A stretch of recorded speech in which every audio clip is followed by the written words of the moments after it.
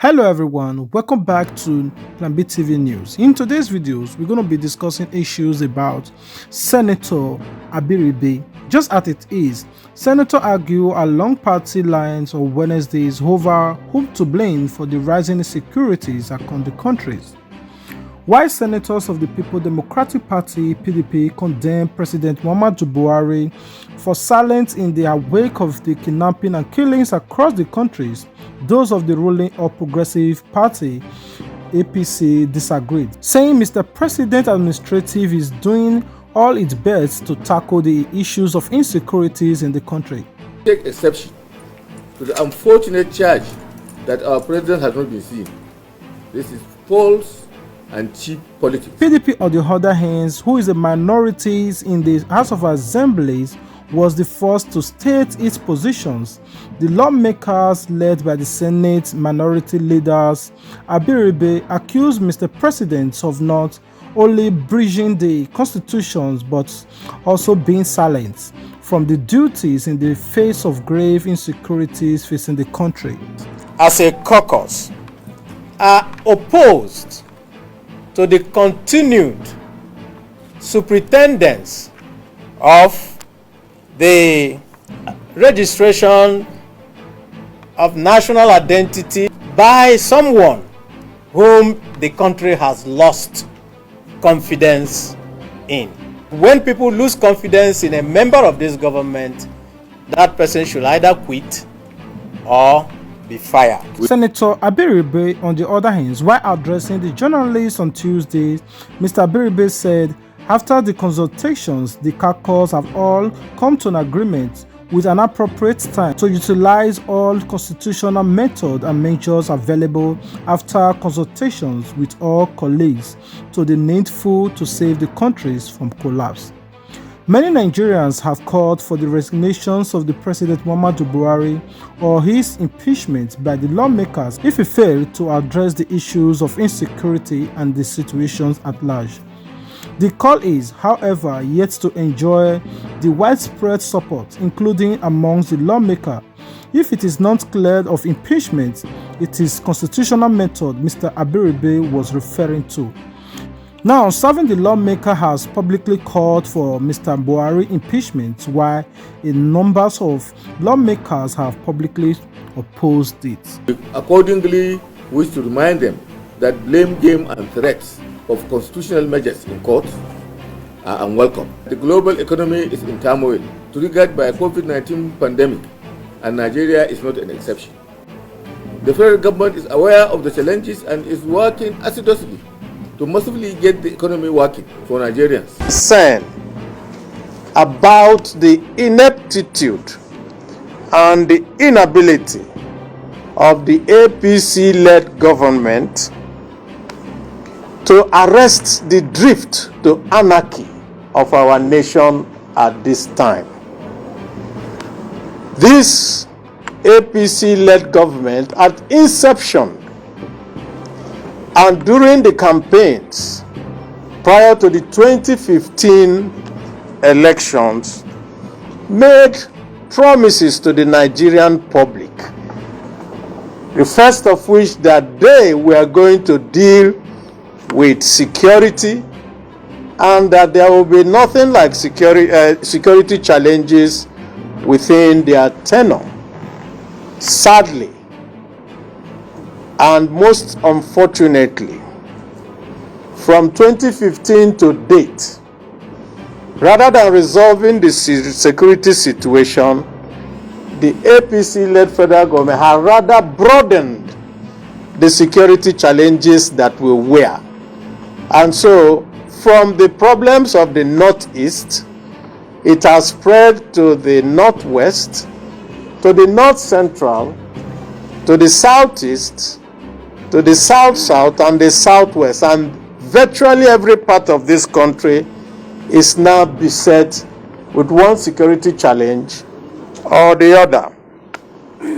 And we therefore, as a caucus, suggest that immediate steps should be taken by the government at all levels to set up proper security infrastructure, whether in the mode of the state police and other constitutional reforms, to be able to arrest the drift of the nation.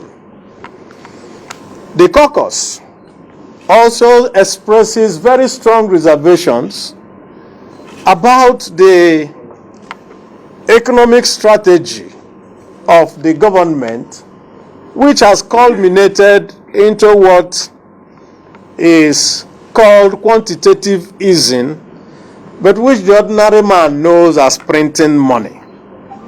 And we feel that this strategy has led us to the very high inflation that we have today, devaluation of our naira to heights that we never expected. And it has also concomitantly brought out unemployment and has also led the government to contemplate, as we see today, to raise the price of fuel, electricity tariffs, and all manners of charges on the hapless Nigerian public. And we think that the government should reverse itself and should not continue in its mindless borrowing without seeing any effort, any benefits that are coming from it. Thirdly, the caucus has also taken note of the fact that the president is absent from duty. We have not seen our president. We have not heard from our president, despite the daily killings that are going on and that has turned Nigeria into a killing field of unimaginable proportion. And therefore, the caucus has taken note and will continue to take note of the constitutional breaches that is happening at this time by the government of the APC, and will at the appropriate time utilize all constitutional methods and measures available after consultation with our colleagues to do the needful to save the country from collapse. We also, as a caucus, want to put on notice to all Nigerians and the international community about the threats to the lives of our members, to those who come out to say things that are true about the state of Nigeria today. And these threats have come in various forms, including threat to life.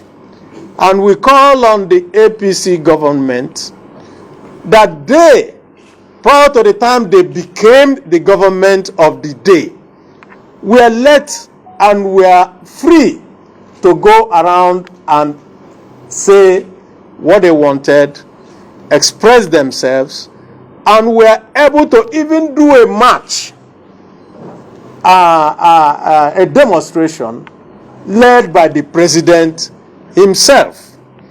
And so this descent into stifling democracy is not what we envisaged when Nigerians fought for a democratic government. And so we condemn this attempt at holding everybody down and trying to shut us up and make sure that nobody says anything, because they think that by doing so, that the problems of the country will disappear. We say that the problems will not disappear.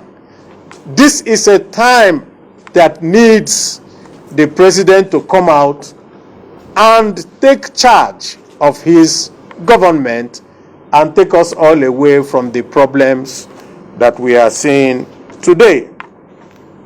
Finally, we as a caucus are opposed to the continued superintendence of the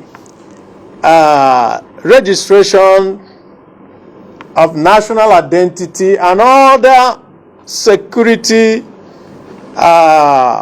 electronic acts of our government by someone whom the country has lost confidence in.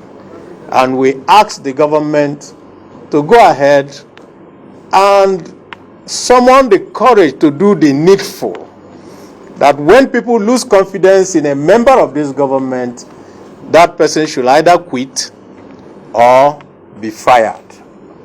And we want to thank Nigerians for their forbearance, and want to thank Nigerians for the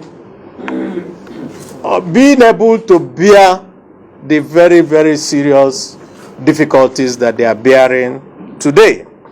I want to reassure Nigerians that going forward from today, that this caucus will continue to meet and will continue to point out to all Nigerians that there is hope when we get out of the problems of today. That we should not lose hope in the country, but we should do everything possible to be able to get rid of this APC-led government when the time for elections come. Thank you, and God bless Nigeria.